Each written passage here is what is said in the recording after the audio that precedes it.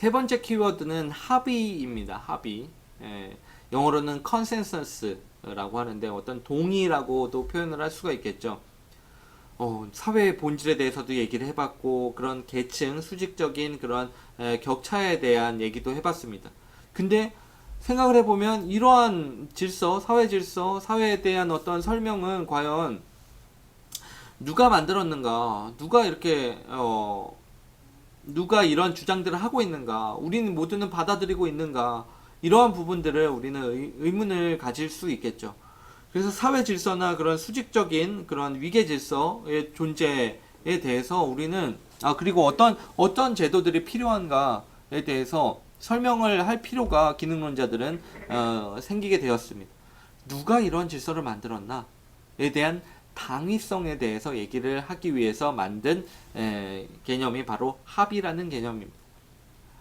사회적인 합의를 통해서 이러한 질서들이 만들어지게 되었다는 것이죠. 차등적인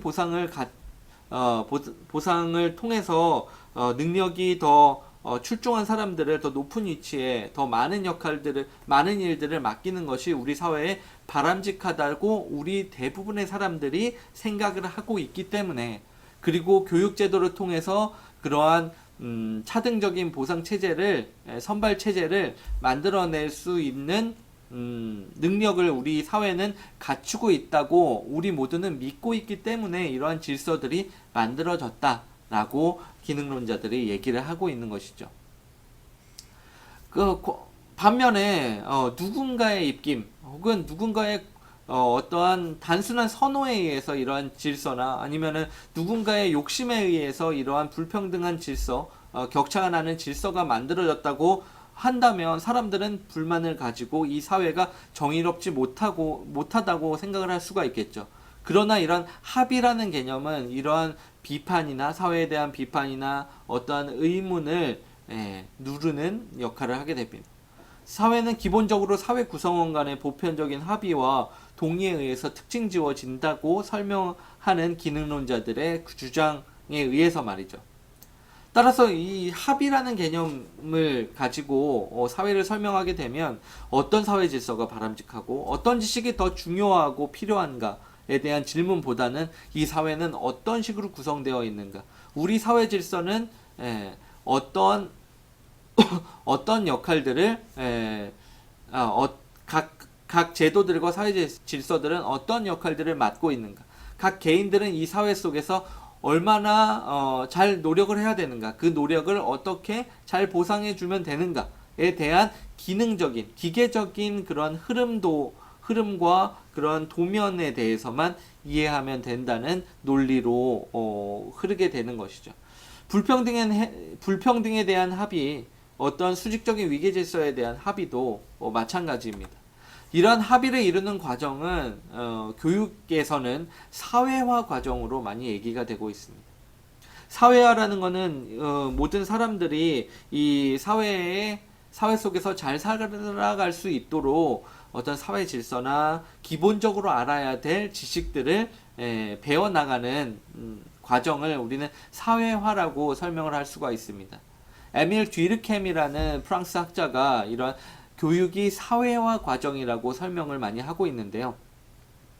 교육은 사회생활을 위한 준비를 아직 갖추지 못한 어린 세대에 대한 성인 세대의 영향력 행사라고 설명을 하면서 어린아이들은 이러한 사회화 과정을 아직 거치지 못했지만, 이제 어른이 되어서 독립된 성인으로 살아가기 위해서는 기본적인 사회 질서를 배우고, 그리고 독립적인 생활, 남에게 의존하지 않는 독립적인 생활을 하기 위해서는 어떤 직업과 관련된 기술들과 능력들을 배움으로써 이 사회 속에 하나의 사회 구성원으로서 살아갈 수 있도록 한다라는 기본적인 교육의 역할들을 뒤르켐은 사회화라고 얘기를 하고 있습니다. 합의를 이루는 과정, 합의를 자연스럽게 이루는 과정은 이런 보편적인 사회화와 굉장히 밀접한 관련이 있을 겁니다. 그리고 이제 계층화와 관련된 얘기는 특수사회화와 관련이 되어 있을 겁니다. 우리가 교육에서 선발의 기능, 각 학생들의 적성과 소질에 따라서 그 학생이 가장 잘 능력을 행할 수 있는 직업군으로 갈 수 있도록 하는 선발 기능을 교육 제도가 수행함으로써 이 사회가 어떠한 하나의 완성된 형태의 집합체로서, 집합체가 살아가는 공간으로서 자리매김할 수 있다는 얘기들을 특수사회화 혹은 선발이라는 과정을 통해서 우리는 설명을 할 수가 있습니다. 이러한 선발 과정과 특수사회화가 교육 제도를 통해서 제대로 구현될 수 있다는 믿음도 바로 세 번째 키워드인 합의라는 과정을 통해서 우리는 어떠한 비판 의식 없이 받아들이게 된다는 점을 기능론자들은 얘기를 하고 있습니다.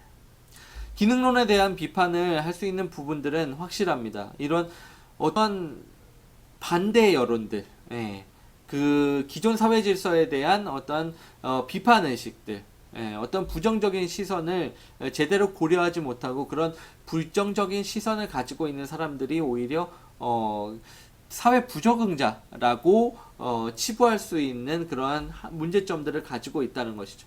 이 사회가 굉장히 안정적이고 정적이라는 강력한 가정을 가지고 있기 때문에 그러한 가정에 위배되는 생각을 가지고 있는 사람들을 제대로 고려하지 못한 부분들이 분명히 존재합니다.